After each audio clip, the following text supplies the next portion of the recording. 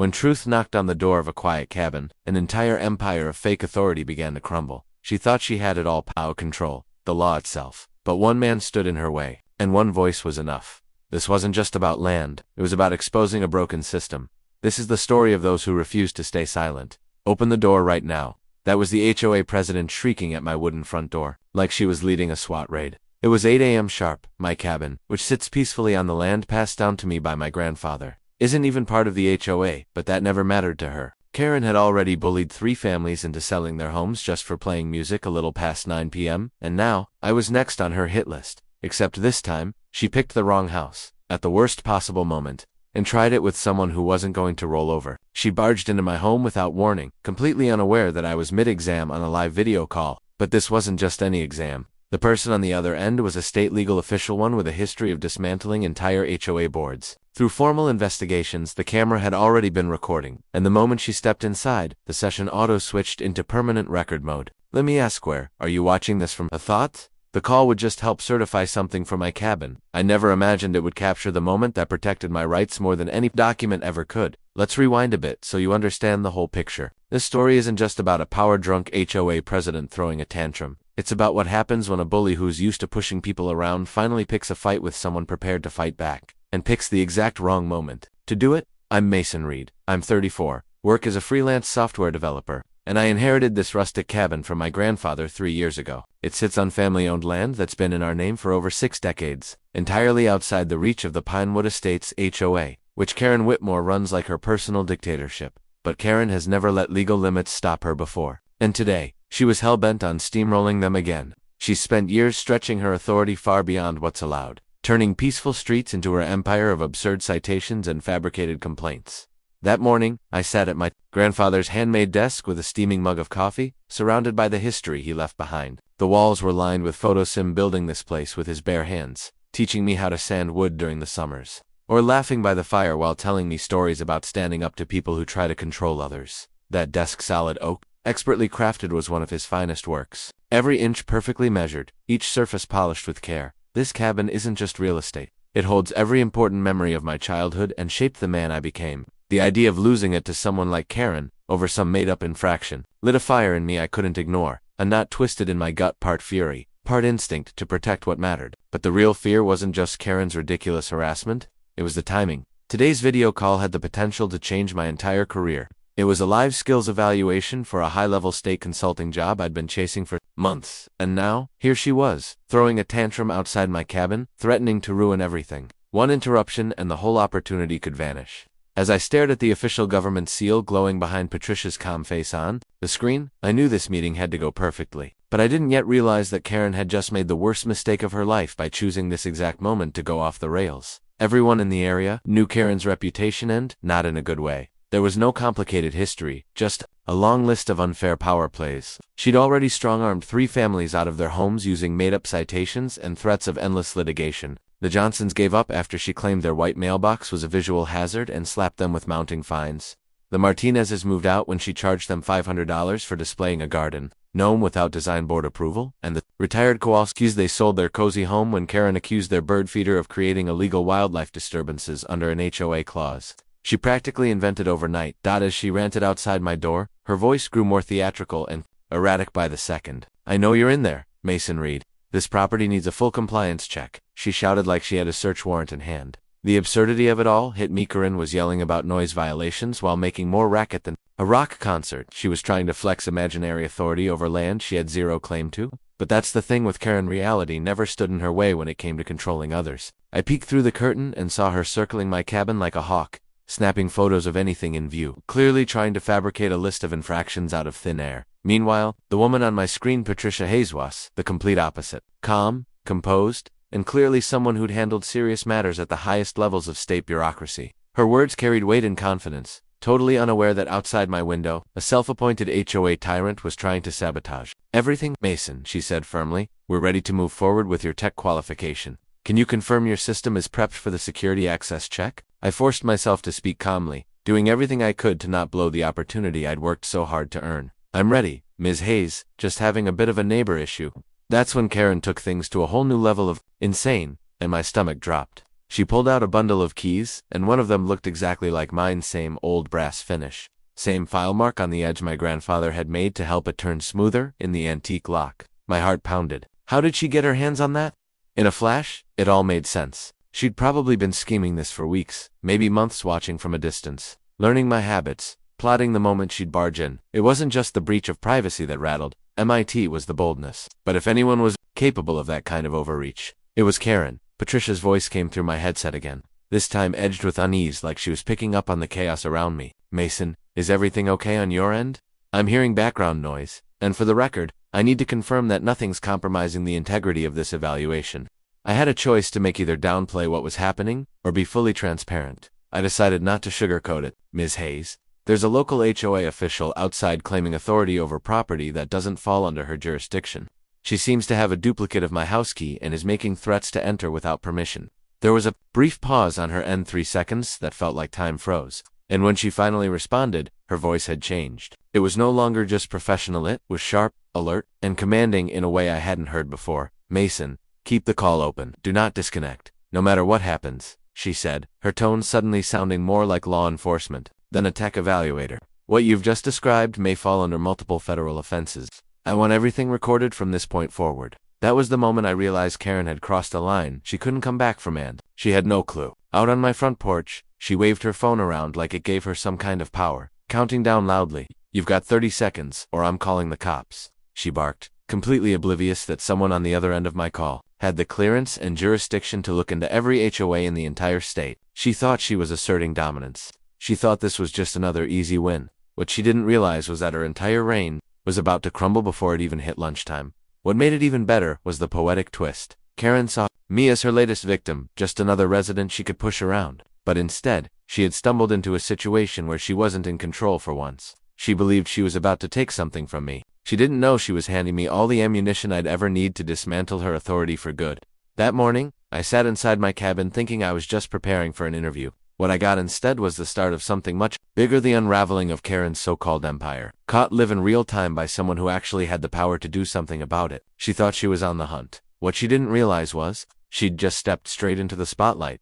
I glanced back at the screen just in time to see Patricia typing, "Keep the call active. I want to hear everything." I activated the call recorder and did my best to stay calm, though my pulse was slamming so hard it felt like it echoed in my ears. This meeting was supposed to define my professional future. Now, it was turning into real-time documentation of HOA insanity. There was something painfully ironic about the fact that Karen's worst moment might accidentally provide the strongest evidence imaginable. She had now abandoned the front door and was pacing around my cabin like a wolf, sniffing out weakness.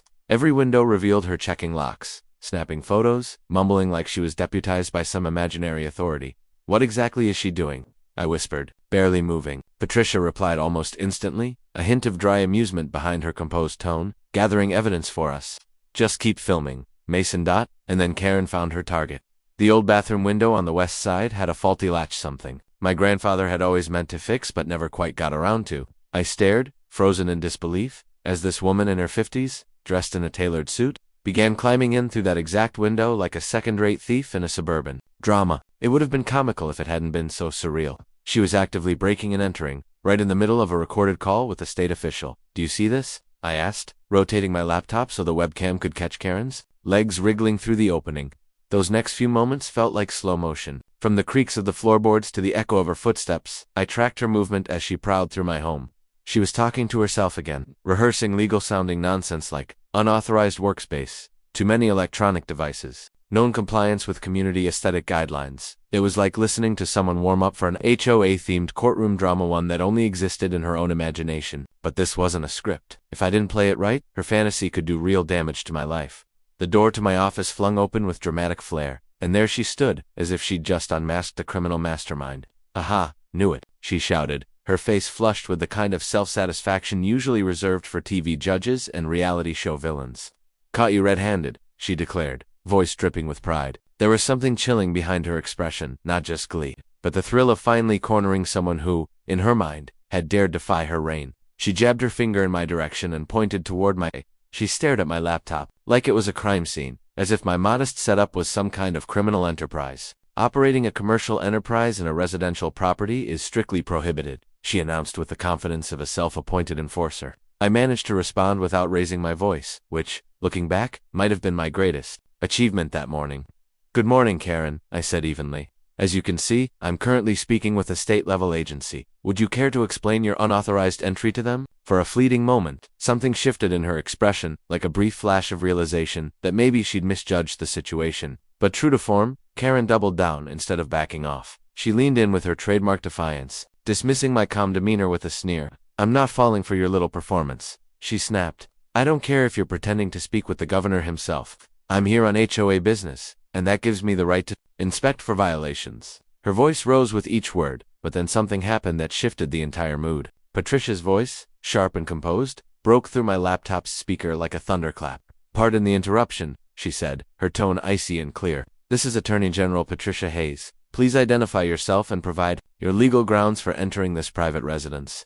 The room fell into stunned silence. I could hear my own breathing, but nothing else. Karen froze like she'd been hit with a bucket of ice water. Her mouth opened and closed, but no words came out, tonally stammering disbelief. In all my years dealing with her, I had never seen her lost for words. But it didn't last long. Just a few seconds later, she released a loud, awkward laugh that sounded more panicked than amused. "Sure you are," she barked. "And I'm the Prime Minister. That's a good one." She waved at the screen like swatting away a mosquito. "Nice acting. You really went all out with this little setup. But I've seen con jobs before, and this is just another bluff." She was so sure of her control, then Patricia made a move that turned the entire room upside down.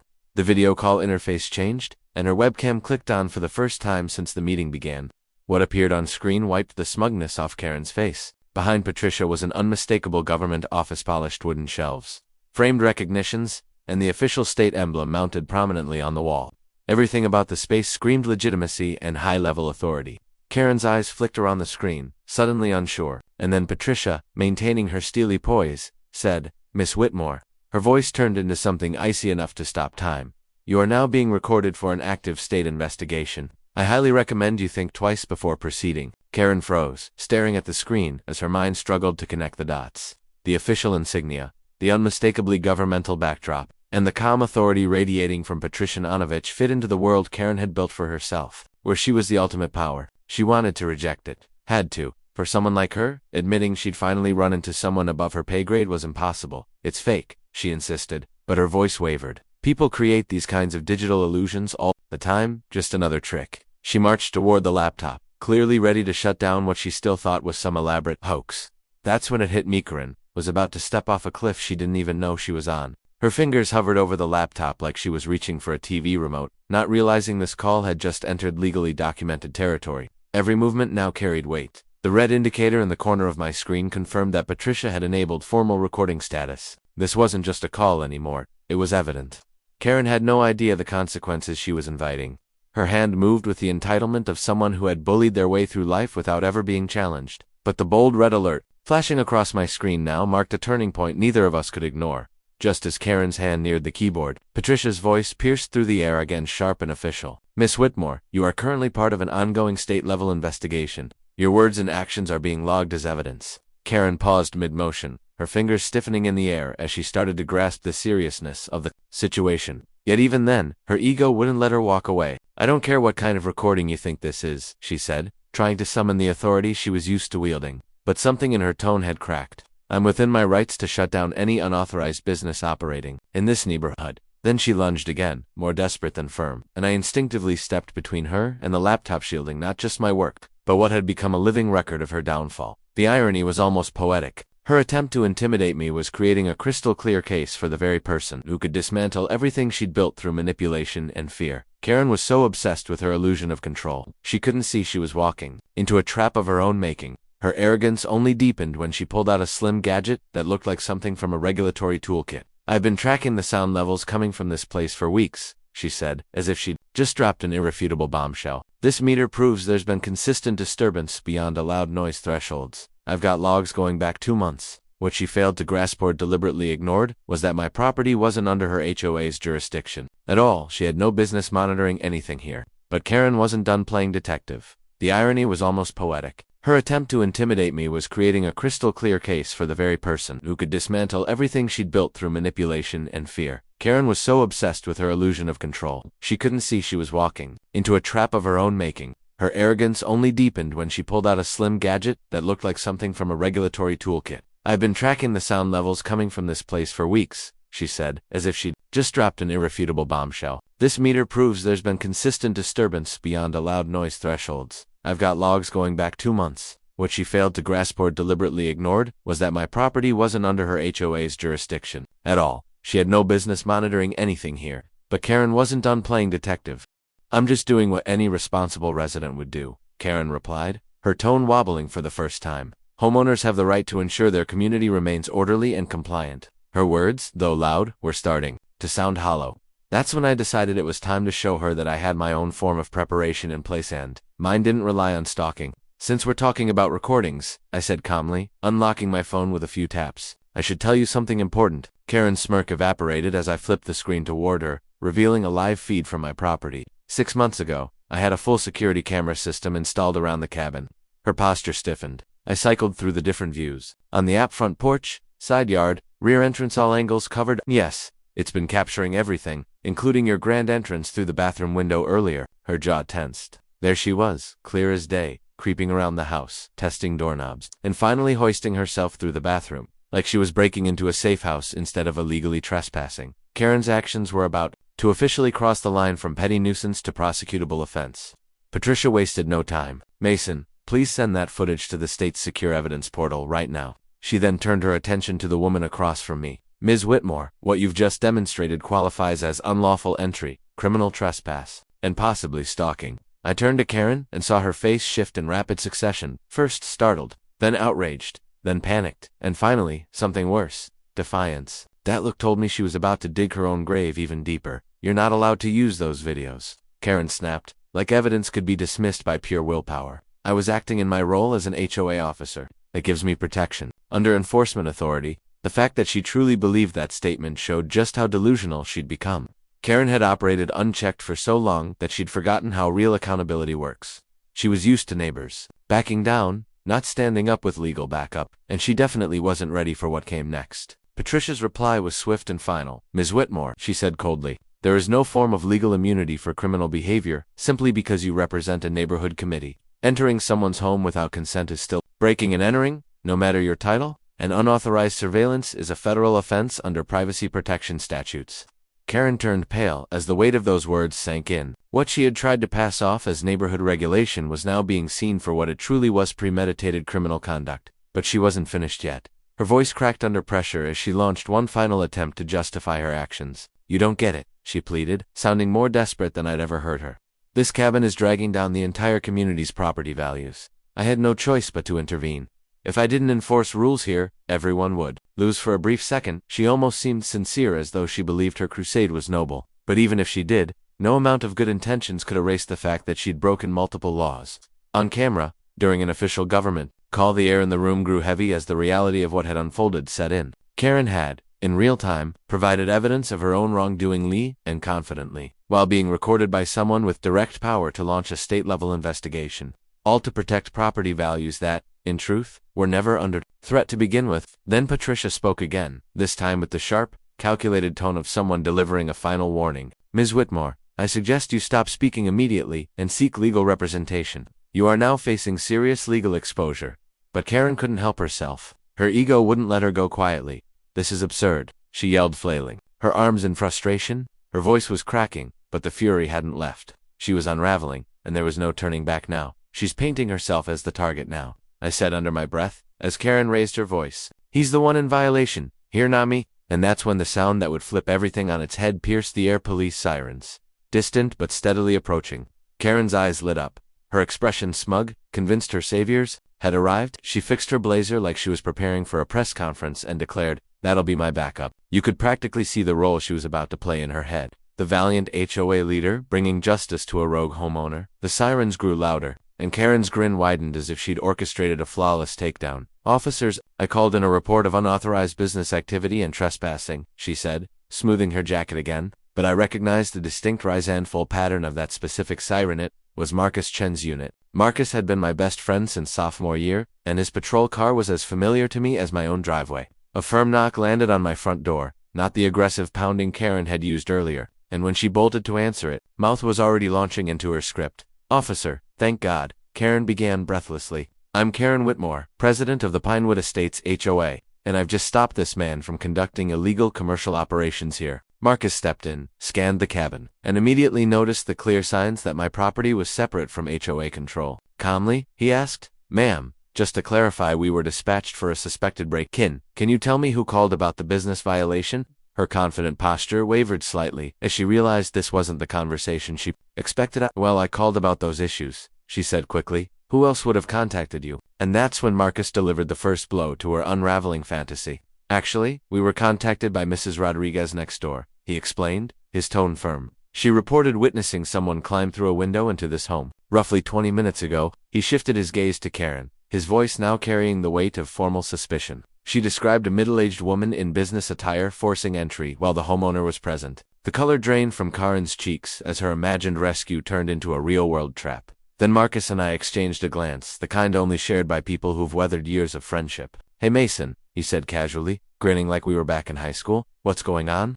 Got yourself caught in a property dispute?" His relaxed tone made it immediately clear to everyone in the room. I wasn't some stranger under suspicion. I was someone Marcus knew well. The power dynamic had just shifted again, and Karen was no longer in control. Right then, Patricia's voice came through the laptop's speaker, cutting the moment with legal precision. "Deputy Chen, this is Attorney General Patricia Hayes. I've been on this state-monitored call with Mr. Reed since before the incident began. I can confirm Ms. Whitmore has engaged in conduct that warrants immediate legal review." Marcus's stance straightened instantly. "That name and that voice carried weight." "Yes, ma'am," he replied without hesitation. "I remember your briefings from the State HOA Accountability Task Force." In that instant, Karen's final thread of hope snapped. Marcus's tone shifted again this time. "All business. I'm going to need statements from everyone involved," he said, reaching for his notepad. "And we'll be collecting any evidence related to unlawful entry or harassment." Karen, now clearly panicking, yanked a folded paper from her handbag like it was a lifeline. "I have official approval from the HOA to enforce compliance," she insisted, waving the document like a courtroom exhibit. "This grants me full access to inspect any home that impacts community quality." Marcus accepted the paper and examined it with the caution of someone who's seen one too many forged signatures. "This isn't even signed by a verified board member," he said flatly after a quick glance. "And even if it were, an HOA has zero legal standing to bypass private property rights or conduct searches without a warrant." Karen's expression flickered wildly, first disbelief, then outrage, then full-blown desperation, and that's when it fully hit me just how far removed from reality she truly was. "But I'm the president of the HOA," she argued, as if saying it out loud would somehow override the law. Her voice was firm, but cracked with disbelief. "It's my duty to protect the neighborhood's value and uphold the rules." She pointed at me like a prosecutor mid-trial. "This man is clearly running a business in violation of our residential guidelines." Marcus listened with the quiet resolve of someone who'd heard similar arguments before, people confusing neighborhood policy with actual law. "Ma'am," he began, glancing down at his tablet, "this property falls completely outside of your HOA's official boundary lines. Even if it didn't, HOA powers don't include law enforcement or the ability to enter someone's private home without permission. What you've just described is a felony." Karen blinked, seemingly unfazed by the legal reality, as if she believed her position exempted her from consequences.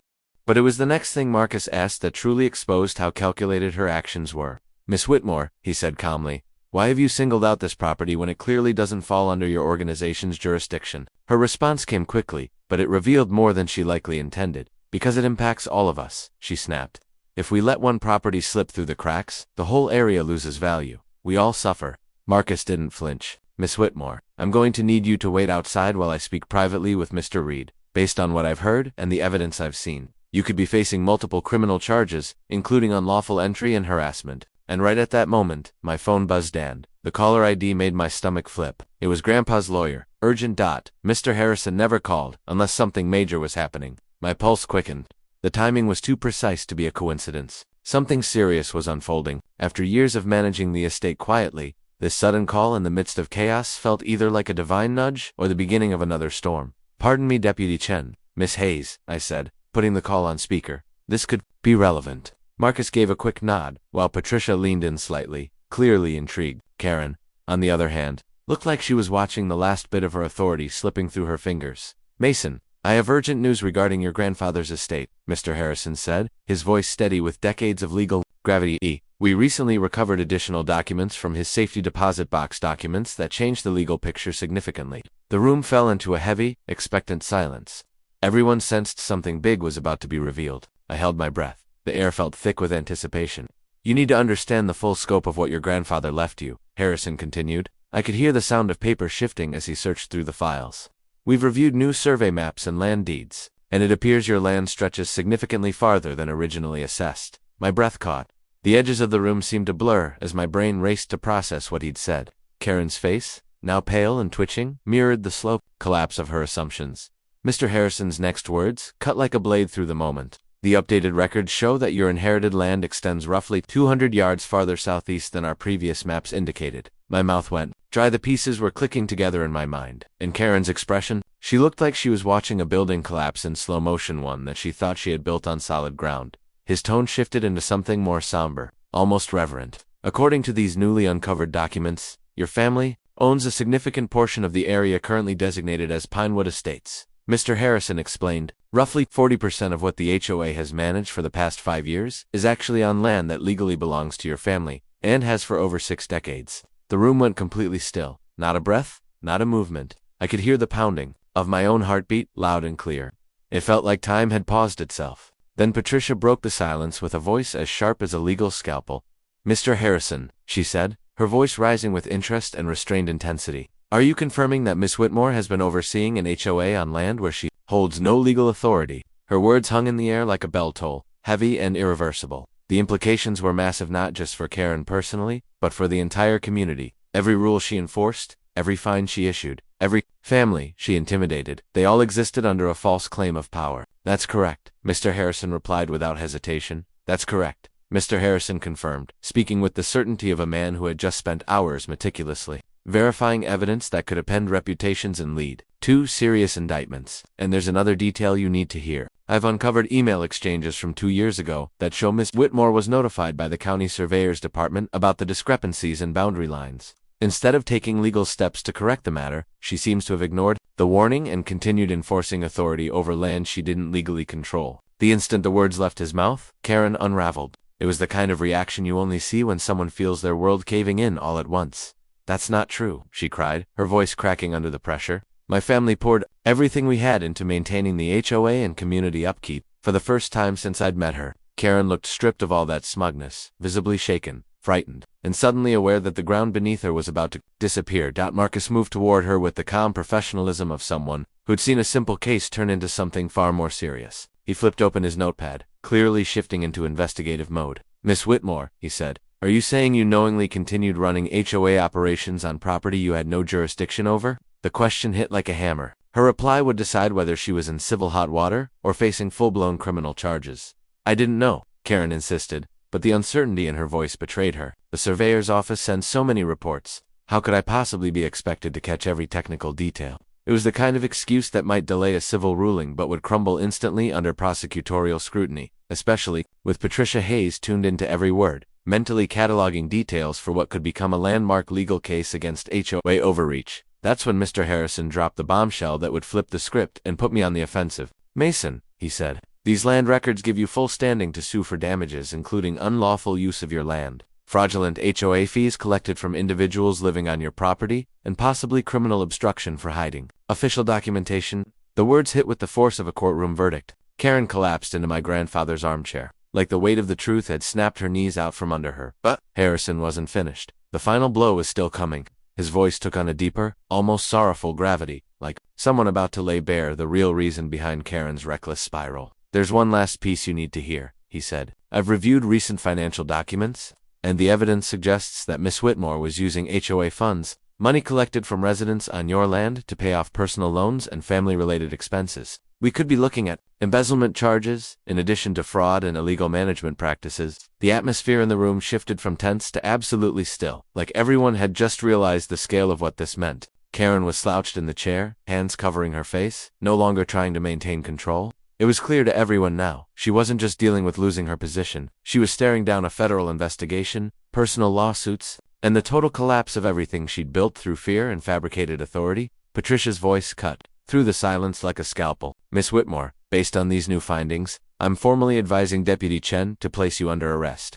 You are being charged with federal crimes, including fraud, embezzlement, and the unlawful abuse of power under color of law. Karen slowly lifted her head. Gone was the smug overseer. In her place was a woman who finally grasped just how overmatched she was. But Karen wasn't done grasping at straws.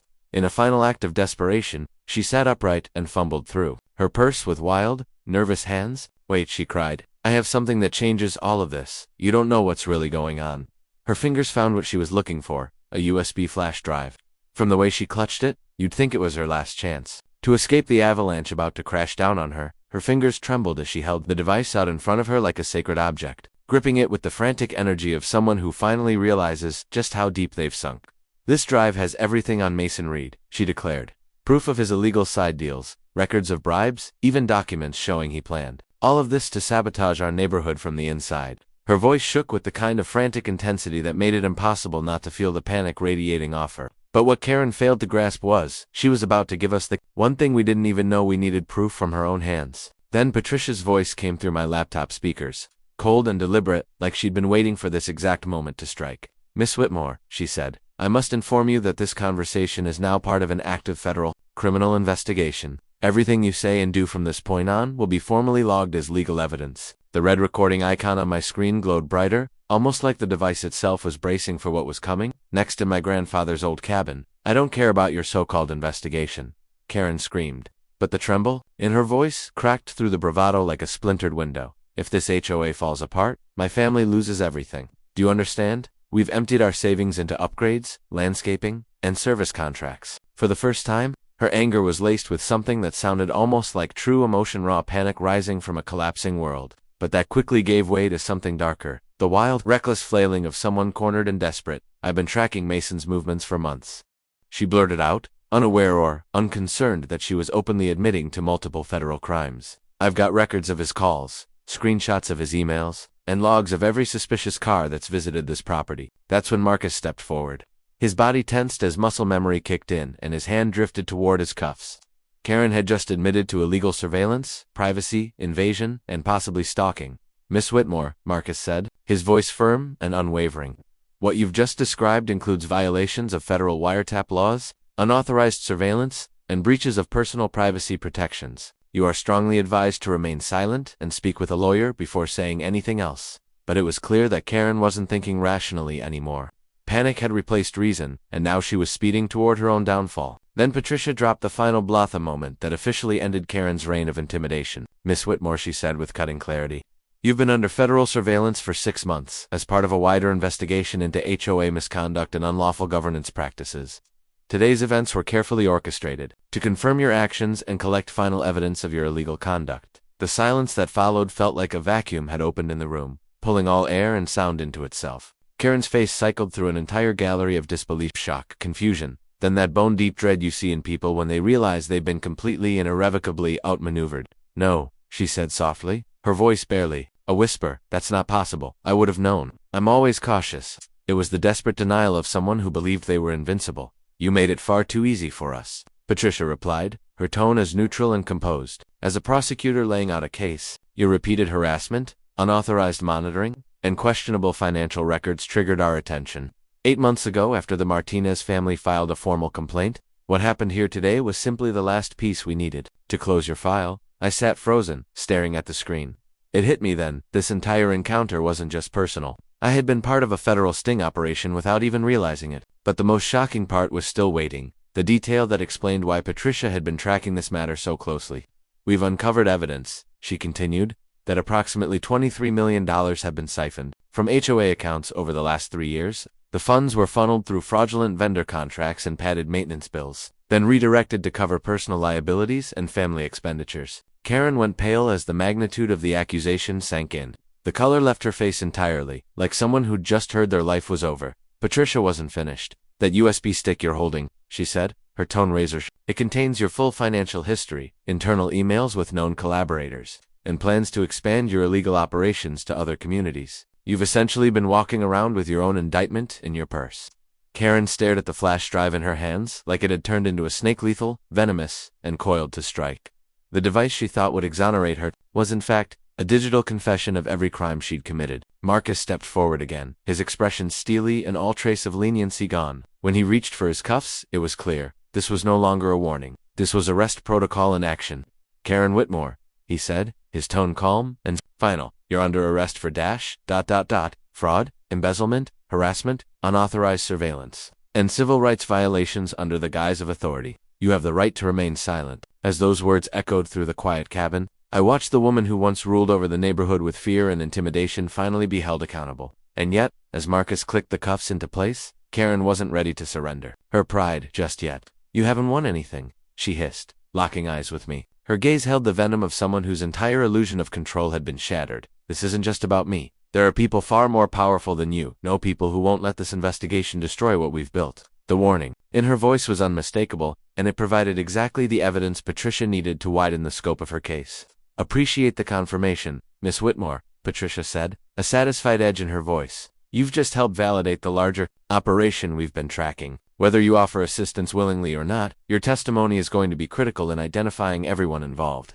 As Marcus guided her out of the cabin and toward his cruiser, I felt the weight of what had just unfolded. This wasn't just the collapse of one corrupt leader. It was the beginning of a broader reckoning. 3 weeks after Karen's dramatic arrest in my grandfather's cabin, I found myself in the same seat, sipping coffee as the morning light streamed through the window. The headlines felt surreal. "State Attorney General breaks up widespread HOA corruption ring." The paper lay open on Grandpa's hand-built desk, and I could almost hear him chuckling in that knowing way he had whenever justice finally caught up to a bully. The air in the cabin had changed since that day, not just because things had quieted down, but because this place had become more than a simple family retreat. It had transformed into the unlikely setting of a state-level movement, one that would rewrite how HOAs were managed and monitored across the region. The legal consequences came quickly and hit hard. Karen received a 12-year sentence in federal prisoner cooperation, earned her a deal reduced to 8 years, with a chance for parole after 5. I'd written to the court myself, asking them to consider her family's situation, not out of sympathy for her, but because, I didn't ask the court for leniency because I believed Karen deserved forgiveness. I did it because I recognized how fear and desperation can push people into making destructive decisions. During sentencing, the judge acknowledged my letter and remarked that compassion like mine was what distinguished justice from vengeance. Meanwhile, Patricia's investigation, dubbed Operation Clean Sweep, had grown rapidly. A dozen additional individuals were arrested, including local officials and HOA leaders, spread across 6 neighborhoods. What shocked most people wasn't just how many people were involved, it was how deeply the fraud had infiltrated the system. County inspectors, HOA boards, and even government liaisons had been complicit in stealing nearly $9 million from everyday homeowners. People believed they were paying for parks, street repairs, and better security, but in reality, that money was lining the pockets of the corrupt. Thankfully, once Patricia's team had the proof, authorities wasted no time dismantling the operation. What meant the most to me wasn't the headlines or the arrests. It was seeing the victims finally reclaim their peace. The Johnson family returned to their home and later won a lawsuit that compensated them for being forced to sell under duress. The Martinez family, the ones whose federal complaint had set everything in motion, used their settlement to move into a better home in a safer neighborhood. The elderly Kowalskis chose not to come back, but the money they received meant they'd never have to worry about their finances again. But this wasn't just about righting old wrongs, it triggered a lasting change in how HOAs functioned statewide. Patricia asked me to join the newly formed HOA Oversight Commission as a senior advisor, where I got to help design policies that would prevent future abuse while still preserving the value of true community leadership. Ironically, the woman who tried to ruin me ended up launching my career in public policy and giving me the tools to protect others from people like her. Transforming my grandfather's land into something meaningful had become my new mission. Now that the property lines had been officially corrected and I legally owned a large portion of what used to be Pinewood Estates, I partnered with local advocates to build the Reed Community Legal Aid Center. It was an expansion of the cabin, but more than that, it was a place where ordinary homeowners could get free help against unjust HOAs. Funded by lawsuit payouts and donations from around the country, the center quickly became a lifeline for those in need. Marcus, whose level-headedness and sense of justice helped expose the truth, was promoted to sheriff and joined the advisory board for the center. Mrs. Rodriguez, the neighbor, whose call had brought Marcus to the cabin on that pivotal morning, was elected the new president of a reformed Pinewood Estates HOA. Her first order of business was drafting a homeowner's bill of rights to ensure no one would ever again live under the thumb of unchecked authority. It was remarkable how the neighborhood evolved. What was once a fearful and divided community, burdened by pointless rules and secret meetings, had become a shining example of openness and fair leadership. Residents now voted on regulations, participated in open forums, and worked together to improve the area rather than tear each other down. The shift was real and it was powerful. What I didn't expect was the flood of letters. I received over 400 messages from people around the country, families who had been through similar HOA nightmares. They wrote to thank me for standing up when they felt like they couldn't. Every note told a story of fear, injustice, or loss, but they also carried hope. It became painfully clear that Karen's behavior wasn't an outlier. It was part of a widespread pattern. Those letters convinced me that the cabin should no longer be just for family holidays. It needed to serve a higher purpose, one that could protect others. That's why I pushed to expand the legal center. In just the first month, we had taken on over 60 active cases fighting illegal fees, reversing unlawful liens, and helping families document serious abuses for possible prosecution. With Patricia's backing, the state established a hotline specifically for reporting HOA corruption. The volume of reports was jaw-dropping. What had seemed like random stories of mismanagement turned out to be symptoms of something far more systemic. Thousands of families were suffering in silence under HOA regimes that had never been held accountable. Among the many things I didn't see coming, the bond that formed between Patricia and me might have been the most surprising. What started as a shared goal to stop unchecked abuse quickly grew into a strong working alliance. And maybe, if I'm being honest, something deeper was beginning to take root. She told me more than once that the way I held my ground during the chaos with Karen spoke volumes about my character. Our long hours working on policy, debating legal details, and rebuilding a broken system gave us the kind of connection that doesn't happen often or easily. Then, just days ago, the story took another unexpected turn. A letter arrived from Karen, mailed from prison, written in her own hand. In it, she asked if I'd come visit. Said she wanted to apologize and explain everything. I haven't made up my mind yet, but reading her words made me pause. Even people who've caused real harm have reasons behind the choices they made. And maybe, just maybe, understanding those reasons could help stop someone else from walking the same path. As I stood in the newly renovated cabin now, a full-fledged legal center with volunteers bustling around, I found myself looking at Grandpa's picture above the fireplace. That steady, knowing gaze. I smiled. "You always said some battles were worth fighting," I whispered. "Now, I finally get what you meant." This cabin was no longer just our family's retreat. It had become something much larger, rallying point for justice, a safe place for those who felt alone against systems too big to fight on their own. Karen tried to rip my world apart. She almost succeeded. But what came out of that wreckage wasn't bitterness, it was purpose. This place, this work, had turned pain into something powerful. Now, every time someone walks through our doors for help, we get to say, "You're not alone, and we're going to stand with you." Justice isn't some far-off dream, it's something we build together.